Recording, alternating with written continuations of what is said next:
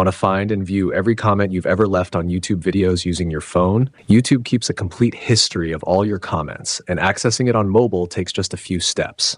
First, open the YouTube app on your mobile device. Tap on your profile picture in the bottom right corner of the screen. Next, tap on Accounts, then Manage your Google account. Scroll down and tap on the Data and Privacy tab. Here, tap on My Activity. Scroll down and select YouTube History.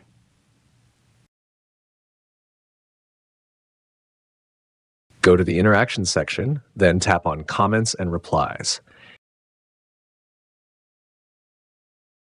Here, you will see a complete chronological list of every comment and reply you have posted, along with the date and video link. If you want to delete a comment, simply tap the X icon next to it. If this quick guide helped you out, please give it a like and subscribe for more fast tech tutorials.